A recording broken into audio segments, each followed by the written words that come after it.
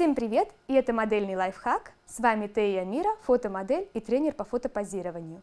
Если вы смотрите это видео, значит вы уже посмотрели 2 предыдущих видео и знаете, как поймать настроение на съемке и куда девать руки. Если нет, то эти видео вы найдете в описании под роликом. А сегодня наша тема – позирование в полный рост. Я обещаю вам, что после этого ролика вы почувствуете себя увереннее перед объективом фотокамеры. Правило номер 1. Представьте, что перед вами стекло универмага.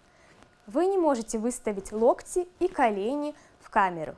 Если вы выставляете локти или колени, они укорачивают ваши руки и ноги. Поэтому мы работаем в плоскости.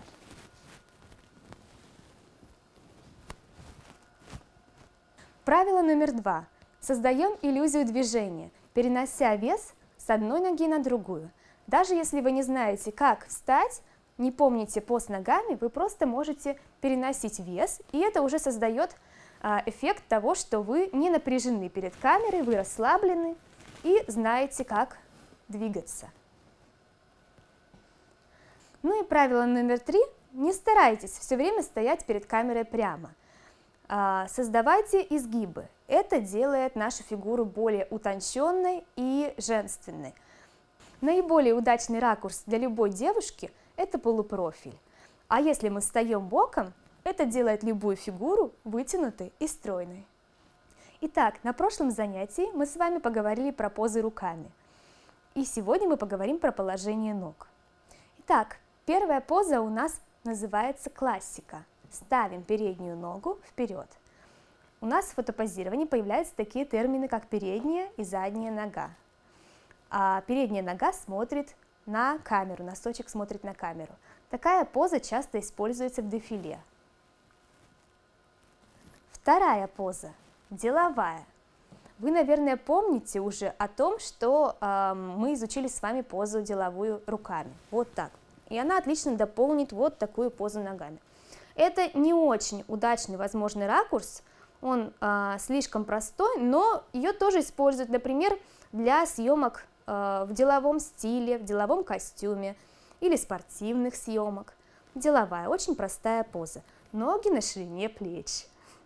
Деловую позу мы можем поменять на позу под названием бедро. Мы уходим на бедро, смещаем корпус на бедро. Это делает нашу фигуру более женственной, как раз те изгибы, про которые я говорила. Следующая поза у нас будет называться шаг. Шаг может быть на камеру. Шаг. Мы шагаем. То есть вот у нас была классика, а шаг мы переносим вес вперед. И мы встаем на ногу переднюю. Шаг у нас может быть в 3/4. Вот такой шаг. В одну сторону, в другую сторону. У нас вес, самое главное, на ноге, которая впереди. Следующую позу мы назовем с вами диагональ. Мы ставим одну ногу назад в диагональ и переносим вес на нее. Передняя нога у нас свободная. Немножко полупрофиль у нас получается. Фигура идет в полупрофиль. Следующая поза у нас будет очень простая и при этом женственная. Назовем ее русалка. Мы перекрываем одним коленом другое, каблучок у нас приподнят. Это напоминает хвост русалки.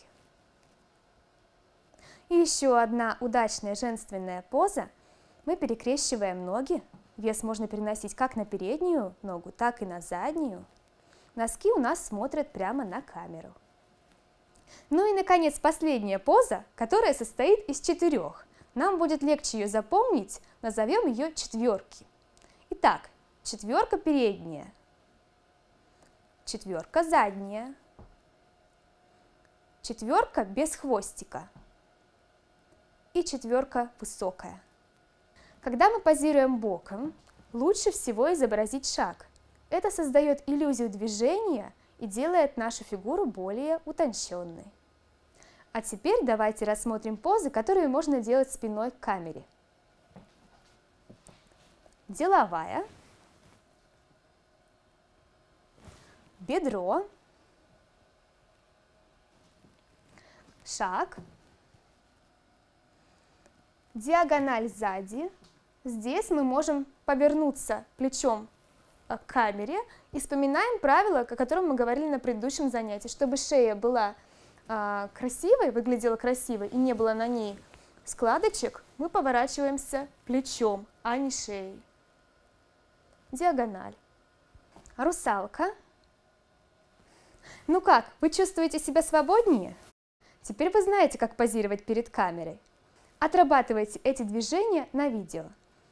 На этом все. Если вам понравился этот урок, ставьте лайки, пишите вопросы в комментариях, подписывайтесь на канал. С вами была Тея Мира. До новых встреч!